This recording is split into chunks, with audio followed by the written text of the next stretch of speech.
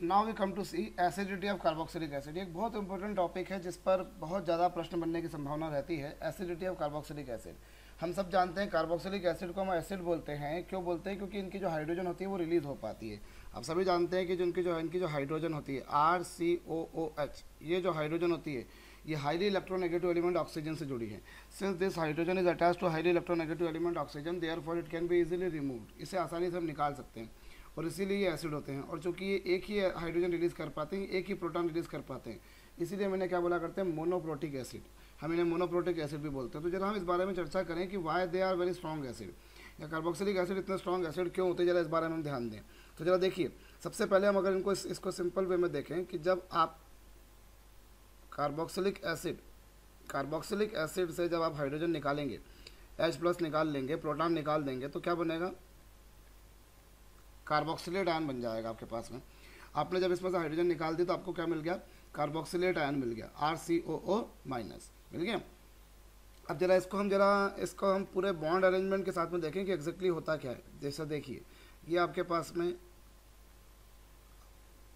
इसमें से carboxylic acid था। अब इसमें से हमने जब प्रोटॉन निकाल दिया, जब इसमें से हम प्रोटॉन निकाल देते हैं तो क्या होता है? जब इसमें से आप प्रोटॉन को निकालेंगे, किस तरह से, यहाँ से जो आपका प्रोटॉन था जब वो निकल जाएगा, प्रोटॉन जब यहाँ से निकल जाएगा, H+ जब निकल जाएगा तो क्या बनेगा? RCOO-, कुछ इस तरह से बनेगा। अब यदि हम इसका ये देखें तो ये कार्बोक्सिलेट आयन बन गया। यहाँ पर क्या बन गया? ये कार्बोक्सिलिक एसिड से हाइड्रोजन प्लस निकाल देने के बाद, कार्बोक्सिलिक एसिड से हाइड्रोजन प्लस निकाल देने के बाद क्या बन गया? Carboxylate ion.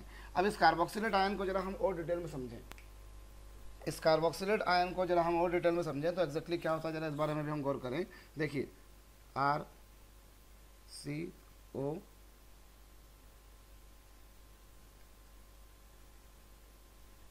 ये इसका हमने लुईस डॉट स्ट्रक्चर बनाया, ठीक है। अब यदि हम क्या करें, इस ऑक्सीजन पर, ये जो आपको ऑक्सीजन दिखाई दे रही है जिस पर नेगेटिव चार्ज है, ये जो ऑक्सीजन है जिस पर नेगेटिव चार्ज है, इसको यदि हम इसके इलेक्ट्रॉन्स का डीलोकलाइजेशन करें, इसके इलेक्ट्रॉन्स का हम डीलोकलाइजेशन करें कुछ इस तरह से, तो ये इलेक्ट्रॉन पर रिपेल होकर कहीं यहाँ आ जाएगी और इस तरीके से इसका जो एक और दूसरा स्ट्रक्चर बनेगा वो किस तरह से बनेगा? और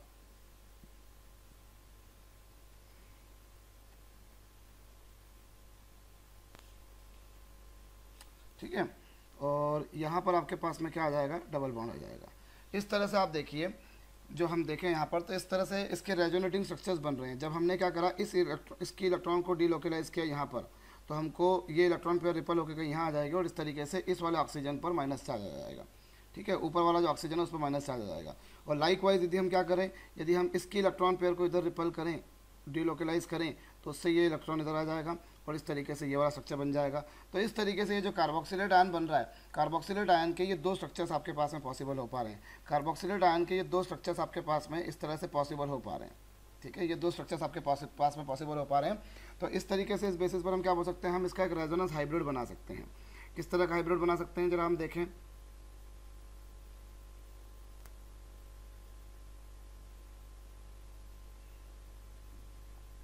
तो आप देखिए, कभी माइनस चार्ज नीचे वाले ऑक्सीजन पर है तो कभी ऊपर वाले ऑक्सीजन पर है, कभी डबल बॉन्ड नीचे वाले ऑक्सीजन पर है तो कभी ऊपर वाले ऑक्सीजन पर है, ठीक है। तो इस तरीके से हमने क्या कर दिया, इस तरीके से अगर हम बोलें तो डबल बॉन्ड का जो नेचर है वो नीचे वाले ऑक्सीजन पर भी पार्शियल आएगा, ऊपर वाले ऑक्सीजन पर भी पार्शियल आएगा। और जो माइनस चार्ज है वो कभी नीचे वाले ऑक्सीजन पे आ रहा है, कभी ऊपर वाले ऑक्सीजन पे आ रहा है, तो माइनस चार्ज क्या कर दिया हमने, इसमें पूरे पे डिस्ट्रीब्यूट कर दिया। माइनस चार्ज जो है वो इन दोनों ऑक्सीजन पर डिस्ट्रीब्यूट हो जाएगा, माइनस चार्ज जो है वो इन दोनों ऑक्सीजन पर डिस्ट्रीब्यूट हो जाएगा, जिससे क्या होगा, ये इसमें स्टेबिलिटी आ जाएगी। जब भी कभी चार्ज का डिस्पर्शन होता है, जब भी कभी चार्ज स्कैटर हो जाता है, बिखर जाता है, तो उसकी स्टेबिलिटी बढ़ जाती है। तो यहाँ पर देखिए, ये जो है, ये रेजोनेंस की वजह से, इस इलेक्ट्रॉनों के डीलोकलाइजेशन की वजह से, रेजोनेंस की वजह से ये स्टेबलाइज हो रहा है। It is stabilize because of resonance, ठीक है। और आपको पता है, जब भी कभी रेजोनेंस की वजह से स्टेबिलिटी आती है, अगर प्रोडक्ट जो है वो रेजोनेंस की वजह से स्टेबिलिटी ले रहा है, तो नेचुरल बात है जो रिएक्शन होगी वो काफ़ी फास्ट होगी रिएक्शन फास्ट। इसीलिए हम बोल सकते हैं कि जो कार्बोक्सिलिक एसिड होते हैं, कार्बोक्सिलिक एसिड जो होते हैं they are very strong acid.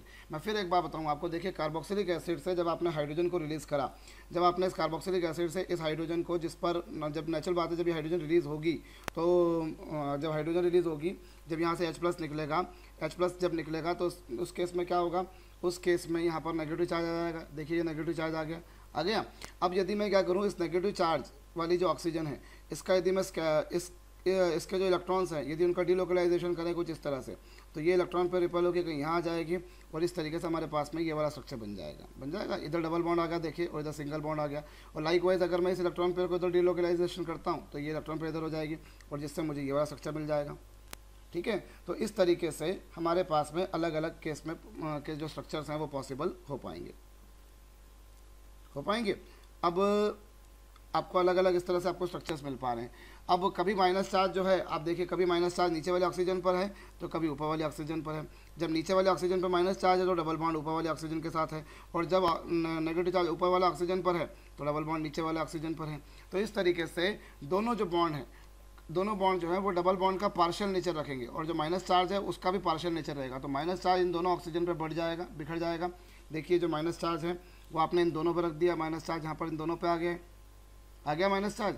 और उसके बाद में क्या हो गया है, अब जब चार्ज की स्कैटरिंग हो जाएगी, जब चार्ज बढ़ जाएगा तो मॉलिक्यूल जो है वो रेजोनेंस की वजह से स्टेबिलिटी रख देगा। और जब प्रोडक्ट स्टेबल बन रहा है, अगर प्रोडक्ट स्टेबल बन रहा है तो नेचुरल बात है कि जो रिएक्शन है वो थोड़ी सी फास्ट होगी। और रिएक्शन के फास्ट होने से क्या होगा, अगर रिएक्शन फास्ट हो रही है तो इसका मतलब ये है कि this compound has more tendency of releasing hydrogen, और इसमें अगर हाइड्रोजन को रिलीज़ करने की टेंडेंसी है, मतलब आई कैन से जो कार्बोक्सिलिक एसिड होते हैं वो क्या होते हैं, काफ़ी स्ट्रॉन्ग एसिड होते हैं। तो हमने देखा कि कार्बोक्सिलिक एसिड जो है वो काफ़ी स्ट्रॉन्ग एसिड होते हैं बिकॉज ऑफ दिस रीज़न। अब यहाँ पर एक क्वेश्चन और बना करता है कि क्या अल्कोहल भी इस तरह का काम कर सकते हैं, तो हम देखें, या उससे पहले मैं आपको एक और बात यहाँ पे बताऊँ, आप इस बात को वेरीफाई भी कर सकते हैं। देखिए एक्चुअली मैं आपको बताऊँ, जब आप कार्बन ऑक्सीजन का डबल बॉन्ड लेते हैं, कार्बन ऑक्सीजन का डबल बॉन्ड लेते हैं आप नॉर्मली, तो कार्बन ऑक्सीजन का जो डबल बॉन्ड होता है वो 1.23 एंगस्ट्रॉम लेंथ का होता है। ठीक है, और ये कार्बन ऑक्सीजन जो होता है सिंगल बॉन्ड, इसकी लेंथ होती है समवाट 1.36 एंगस्ट्रॉम। मैं अप्रॉक्सीमेट लेंथ आपको बता रहा हूँ। कार्बन ऑक्सीजन डबल बॉन्ड जो होता है उसका जो साइज़ है वो है 1.23 एंगस्ट्रॉम, जबकि कार्बन ऑक्सीजन का सिंगल बॉन्ड जो उसकी लेंथ जो है 1.36 एंगस्ट्रॉम है। अब वैसा ही कुछ यहाँ पर भी होना चाहिए था। अगर नेचुरल बात है कि अगर हम बात करें तो ऐसा ही कुछ यहाँ पर भी होना चाहिए था। ये बॉन्ड जो है वो कितना होना चाहिए था, 1.23 एंगस्ट्रॉम का, और ये वो कितना होना चाहिए था, 1.36 एंगस्ट्रॉम का। पर देखा ये गया कि जब कार्बोक्सिलेट आयन बनता है तो उस केस में दोनों ही, फिर भले वो नीचे वाला बॉन्ड हो, भले ये वाला बॉन्ड हो या फिर ये वाला बॉन्ड हो, इन दोनों ही बॉन्ड की लेंथ जो आती है, इन दोनों ही बॉन्ड की लेंथ ये प्रैक्टिकली पाई गई है कि कितनी होती है, लगभग मैं बता रहा हूँ 1.27 एंगस्ट्रॉम। जब हम इसका स्ट्रक्चर को स्टडी करते हो तो देखने में ये आता है जो कार्बोक्सिलेट आयन बनता है उसमें दोनों ही कार्बन ऑक्सीजन बॉन्ड की लेंथ जो आती है 1.27 एंगस्ट्रॉम आती है। उससे भी हमारे को ये वेरीफाई हो जाता है कि जो प्रोडक्ट बन रहा है या जो कार्बोक्सिलेट आयन बन रहा है it is being stabilized by resonance, तभी दोनों बॉन्ड की लेंथ जो आ रही है वो इक्वल आ रही है। ठीक है, अब वापस हम उस क्वेश्चन पर आते हैं कि क्या यही काम अल्कोहल में भी पॉसिबल है, is it possible in case of alcohols. तो जब हम देखें, जब हम अल्कोहल को लेते हैं ROH से जब आप हाइड्रोजन निकालेंगे तो आपको अल्कोक्साइड आयन मिलेगा अल्कोक्साइड आयन। और ये जो अल्कोक्साइड आयन मिलता है, अब इसमें वो रेजोनेंस पॉसिबल नहीं है भाई। यदि आप इसको देखें तो यहाँ पर वो रेजोनेंस पॉसिबल नहीं है। रेजोनेंस के होने के लिए इलेक्ट्रॉनों की पाई इलेक्ट्रॉन्स होना जरूरी है, जो कि कार्बोक्सिलेट आयन में पॉसिबल थे, यहाँ पर पॉसिबल नहीं है।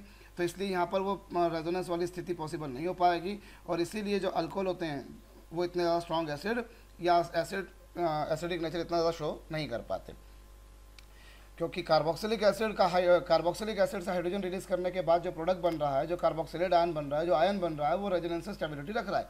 लेकिन अल्कोहल में जो प्रोडक्ट बन रहा है वो रेजोनेंस से स्टेबिलिटी नहीं रख पा रहा, और इसी कारण से अल्कोहल उतने स्ट्रॉन्ग एसिड नहीं होते। तो हम बोल सकते हैं कि जो कार्बोक्सिलिक एसिड जो होते हैं उनकी स्ट्रेंथ अल्कोहल की एसिडिक स्ट्रेंथ से ज़्यादा होती है।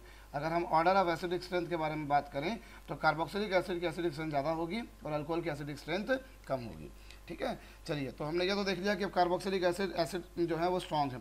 अब यहाँ पर एक और बात नोटिस कीजिए आप, यदि आप इसके रेजोनेंस हाइब्रिड को देखें तो किस तरह से बन रहा है, R इस तरह से कुछ माइनस चार्ज इन दोनों ऑक्सीजन पर बढ़ गया है, माइनस चार्ज जो है वो एक ऑक्सीजन बना रहता है वो माइनस चार्ज, तो दोनों ऑक्सीजन पर बढ़ गया है।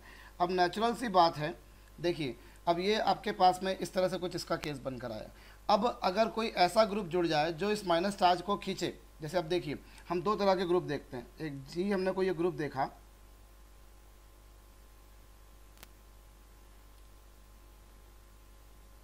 अगर ये मान लीजिए जी जो है वो इलेक्ट्रॉन विड्रॉइंग ग्रुप है, कौन सा ग्रुप है वो EWG ग्रुप है। EWG कौन, जो माइनस आई इफेक्ट दिखाते हैं, जो इलेक्ट्रॉन पेयर को अपनी तरफ खींचते हैं।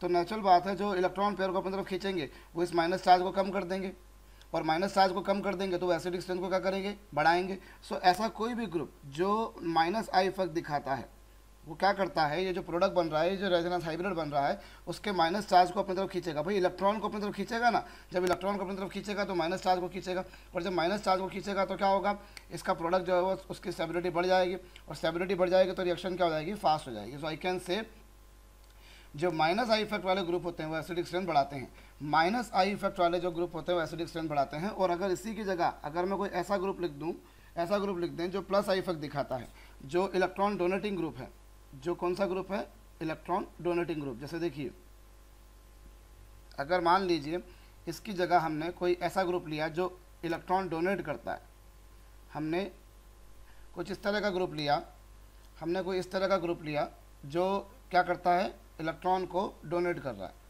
प्लस आई इफेक्ट दिखाता है। तो प्लस आई इफेक्ट वाला जो ग्रुप होगा वो क्या करेगा, प्लस आई इफेक्ट वाला जो ग्रुप होगा वो इलेक्ट्रॉन पेयर को रिपेल करेगा, रिपेल करेगा। जब इलेक्ट्रॉन पेयर को रिपेल करेगा तो क्या होगा, उससे माइनस चार्ज और बढ़ जाएगा।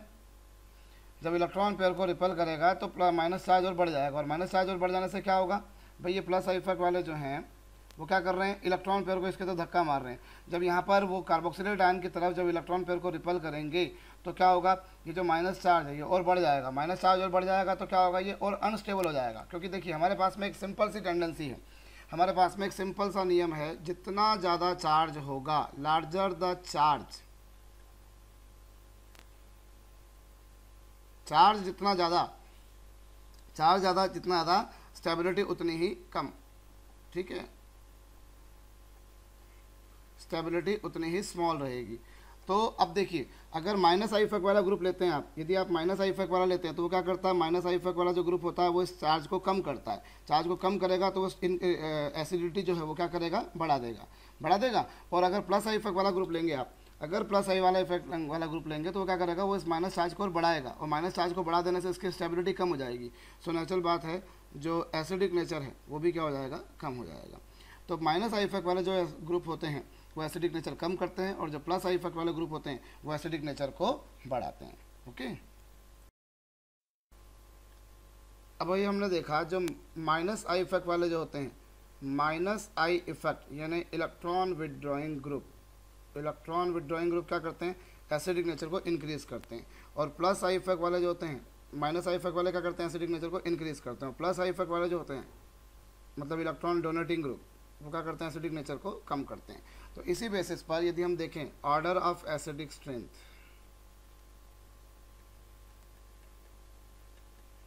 यदि हम इनकी एसिडिक स्ट्रेंथ के ऑर्डर के बारे में बात करें, चलिए हम इनकी एसिडिक स्ट्रेंथ के ऑर्डर के बारे में बात करें तो what are the different orders.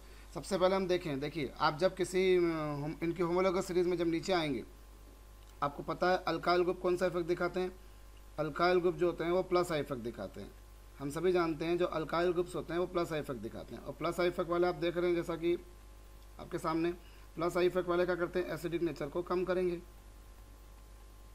ठीक है, तो जैसे जैसे आप इनके ग्रुप में नीचे आएंगे वैसे वैसे क्या होगा, एसिडिक स्ट्रेंथ भी कम होती जाएगी। क्योंकि जो अल्काइल ग्रुप्स हैं, फिर मिथाइल हो, इथाइल हो, प्रोपाइल हो, ब्यूटाइल हो, पेंटाइल हो, हेक्साइल हो, ये सभी के सभी प्लस आई इफेक्ट दिखाएंगे, और जितना बड़ा अल्काइल ग्रुप होगा वो उतना ज़्यादा प्लस आई इफेक्ट दिखाएंगे, और प्लस आई इफेक्ट जितना ज़्यादा आएगा एसिडिक स्ट्रेंथ उतनी ही कम आएगी। ठीक, तो ये हमारे पास में क्या आ गया, ऑर्डर ऑफ एसिडिक स्ट्रेंथ के बारे में बात करें तो जैसे जैसे हम इनके होमोलोगस सीरीज में नीचे आ रहे हैं वैसे वैसे एसिडिक स्ट्रेंथ कम होती जा रही है।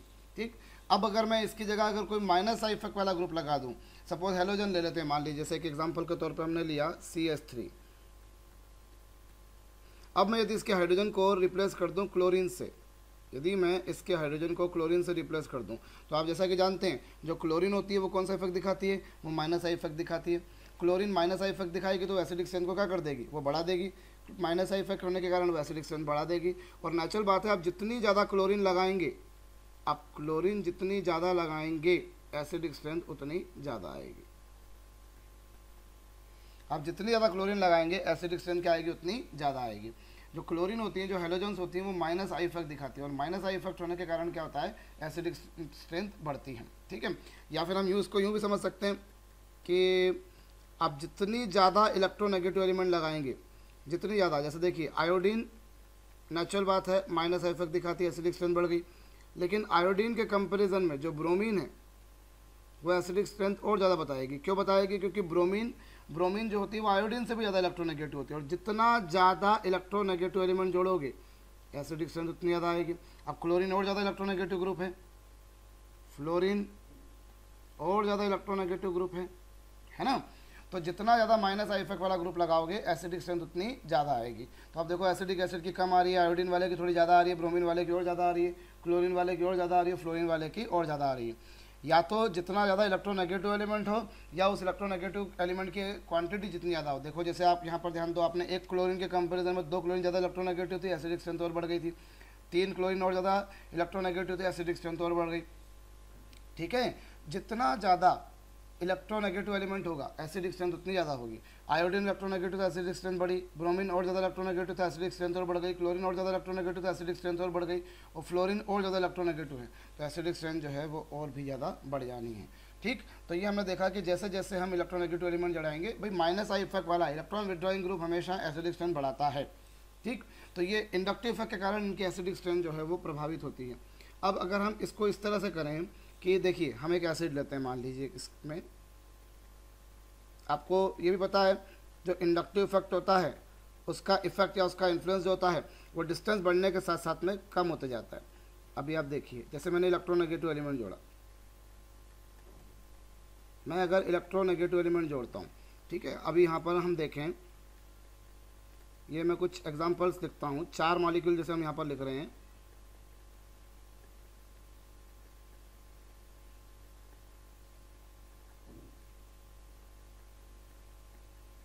ये 4 मॉलिक्यूल हम यहाँ पर लिख रहे हैं। अब सभी में देखिए, आप सभी में अगर ये देखें तो सभी के सभी जो ये ब्यूटायरिक एसिड हैं, सभी में मैंने एक एक क्लोरीन ही जोड़ा है। अब यहाँ पर देखिए इस मॉलिक्यूल में भी एक क्लोरीन है, इस मॉलिक्यूल में भी एक क्लोरीन है, इस मॉलिक्यूल में भी एक क्लोरीन है, सभी में एक एक ही क्लोरीन है। लेकिन यदि आप यहाँ पर ध्यान दें, ये पहला कार्बन, ये दूसरा कार्बन, ये तीसरा कार्बन और ये चौथा कार्बन। अब यदि आप यहाँ पर ध्यान देंगे तो ये पहला कार्बन, ये दूसरा कार्बन, ये तीसरा कार्बन और ये चौथा कार्बन। अब यहाँ क्लोरीन जुड़ी है वो चौथे नंबर के कार्बन से जुड़ी है, यहाँ क्लोरीन तीसरे नंबर के कार्बन से जुड़ी है, और यहाँ क्लोरीन दूसरे नंबर के कार्बन से जुड़ी है। और जो माइनस आई इफेक्ट वाला ग्रुप है वो जितने पास में रहेगा, वो कार्बोक्सिलिक ग्रुप के जितने पास में रहेगा, कार्बोक्सिलिक ग्रुप के जितने पास में रहेगा एसिडिक स्ट्रेंथ उतनी ज़्यादा आएगी। तो अगर ऑर्डर ऑफ एसिडिक स्ट्रेंथ देखें तो वो ये होगी। अब देखिए सभी में आपने एक एक क्लोरीन ही जोड़ा था, लेकिन उस माइनस आई इफेक्ट वाले ग्रुप को आप जितनी पास में जोड़ेंगे एसिडिक स्ट्रेंथ क्या होती है, उतनी ज़्यादा होती है। ठीक, तो ये हमारे पास में इनकी एसिडिक स्ट्रेंथ का ऑर्डर आ गया हमारे पास। ठीक, अभी मैं थोड़ा सा इसमें और आपको बता दूं, मैं आपको याद दिला दूं, एक ऑर्डर तो आप लोगों ने पढ़ा हुआ है, अल्केन के कंपैरिजन में अमोनिया ज़्यादा एसिडिक होता है, और फिर इसके कंपैरिजन में अल्काइन और ज़्यादा एसिडिक होते हैं, ये हम सब जानते हैं। अल्कोहल इनसे ज़्यादा एसिडिक होंगे, और अल्कोहल के कंपैरिजन में वाटर और भी ज़्यादा एसिडिक होता है, और वाटर के कंपैरिजन में फिनॉल और ज़्यादा एसिडिक होते हैं। और कार्बोक्सिलिक एसिड जो होते हैं उनकी स्ट्रेंथ इन सभी से ज़्यादा होती है। फिनॉल हो या कार्बोक्सिलिक एसिड हो, इन दोनों में ही एक विशेषता होती है कि दोनों में जो प्रोडक्ट बनते हैं, दोनों के केस में ही जो प्रोडक्ट बनते हैं वो रेजोनेंस स्टेबिलिटी पाते हैं। जो आयन बनता है हाइड्रोजन निकलने के बाद, जो प्रोटॉन को निकलने के बाद जो आयन बनता है, it is stabilize because of resonance, it is stabilize because of resonance. इसलिए क्या होता है, इन दोनों के केस में यदि आप देखेंगे तो इन दोनों के केस में ही क्या होता है, एसिडिक स्ट्रेंथ सबसे ज़्यादा होती है। तो हम इसको पूरे ऑर्गेनिक केमिस्ट्री के पॉइंट ऑफ व्यू से इसको हम याद रख सकते हैं कि अल्केन की स्ट्रेंथ, अल्केन की एसिडिक स्ट्रेंथ कम है, अमोनिया की थोड़ी ज़्यादा होती है, अल्काइन की और ज़्यादा होती है, अल्कोहल की फिर इससे वाटर की, और फिर फिनॉल और कार्बोक्सिलिक एसिड की स्ट्रेंथ सबसे ज़्यादा होती है, क्योंकि दोनों के केस में जो प्रोडक्ट बनते हैं वो रेजोनेंस के कारण स्टेबिलिटी पा पाते हैं। ओके, अब अभी हमने देखा कि जो कार्बोक्सिलिक एसिड होते हैं वो एसिडिक नेचर शो करते हैं। तो अब हम जरा इनके एसिडिक नेचर से रिएक्शन भी देख लें। अभी हमने थोड़ी देर पहले देखा जो कार्बोक्सिलिक एसिड होते हैं, जब इनसे आप हाइड्रोजन निकाल लेते हैं तो वो कार्बोक्सिलेट आयन बनाते हैं जो कि रेजोनेंस के द्वारा स्टेबिलिटी प्रोडक्ट लेता है, ठीक है। अब इसी पर बेस्ड अगर हम इनकी रिएक्शंस देखें तो जैसे अगर क्या होगा, चूँकि ये एसिड है तो एसिड को यदि आप मेटल से ट्रीट कराएंगे, लाइक सोडियम से ट्रीट कराया, तो एसिड की विशेषता होती है when they are treated with metal they release their hydrogen and make salt, hydrogen release कर देंगे और साल्ट बना लेंगे। जैसे कि हम देखें सोडियम से हम इसकी रिएक्शन कराएं, या सपोज अगर हम इसकी रिएक्शन पोटेशियम से कराएं, what will happen, they will release their hydrogen, या हाइड्रोजन को रिलीज़ कर देंगे, या हाइड्रोजन को रिलीज़ करके कॉरस्पॉन्डिंग साल्ट बना देंगे, ठीक है। मान लीजिए आपने ये ना लेते हुए जिंक ले लिया, तो उसका भी इसी तरह से कोई भी आप किसी भी मेटल से, अगर आप इनके किसी भी मेटल से रिएक्शन कराते हैं तो मेटल से रिएक्शन करने पर ये क्या रिलीज़ करते हैं, हाइड्रोजन गैस रिलीज़ करेंगे। चूँकि इनकी जो हाइड्रोजन है ये वाली, ये हाइड्रोजन होती है एसिडिक नेचर की होती है, और एसिडिक नेचर होने के कारण क्या होता है, ये हाइड्रोजन को रिलीज़ कर देंगे और उनके कॉरस्पॉन्डिंग साल्ट बना लेंगे, ठीक है। हम इनकी मेटल से रिएक्शन कराएंगे तो भी साल्ट बनाएंगे, या अगर हम मान लीजिए अभी तो हमने किससे रिएक्शन कराई थी, अभी हमने रिएक्शन कराई थी इनकी मेटल से, और मेटल से रिएक्शन ना करते हुए सपोज मान लीजिए इनकी रिएक्शन हम अल्केली से कराएं, हम इनकी रिएक्शन किससे कराएं, किसी अल्केली से। जैसे मान लीजिए ये हमने कार्बोक्सिलिक एसिड लिया और इसकी रिएक्शन हमने अल्कली से कराई, तो आपको मालूम है when an acid react with a base it makes the salt along with water, whenever any acid is treated with a base it makes a salt with along with the water। जैसे हमने ये देखा, या हम जैसे मान लीजिए अगर सपोज कोई एक और दूसरा कोई बेस ले रहे हैं, मान लीजिए सपोज NH4OH, तो जब भी आप इनकी रिएक्शन किससे कराएंगे, जब भी कभी इनकी रिएक्शन आप किसी बेस से कराएंगे, अल्कली से कराएंगे, तो ये साल्ट बना लेंगे और साथ में वाटर रिलीज हो जाएगा। So these are the reactions with alkali, ये अल्कली के साथ में रिएक्शंस थी, ठीक। तो आपने भी देखा मेटल के साथ में रिएक्शन हुई, और आपने किसके साथ में रिएक्शन कराई, अल्कली के साथ में रिएक्शन कराई, ठीक। इसी तरह से यदि आप मेटल अल्कली के साथ में रिएक्शन करने के बजाय अगर इनकी रिएक्शन आप किससे कराते हैं, बाय कार्बोनेट से, यदि आप इनकी रिएक्शन बाय कार्बोनेट या फिर कार्बोनेट से कराते हैं, जैसे मान लीजिए, तो भी क्या होगा, इनकी रिएक्शन इससे आप कराएंगे तो ये क्या बनाएंगे, उसका साल्ट बना देंगे, और साथ में साल्ट बना देने के बाद में साथ में कार्बन डाइऑक्साइड और वाटर निकलेगी, ठीक है। अगर आप सोडियम बाय कार्बोनेट लेने की बजाय, यदि आप सोडियम बाय कार्बोनेट लेने की बजाय सोडियम कार्बोनेट भी ले लेते हैं, तब भी रिएक्शन कुछ इसी प्रकार से होगी, और उस केस में क्या होगा,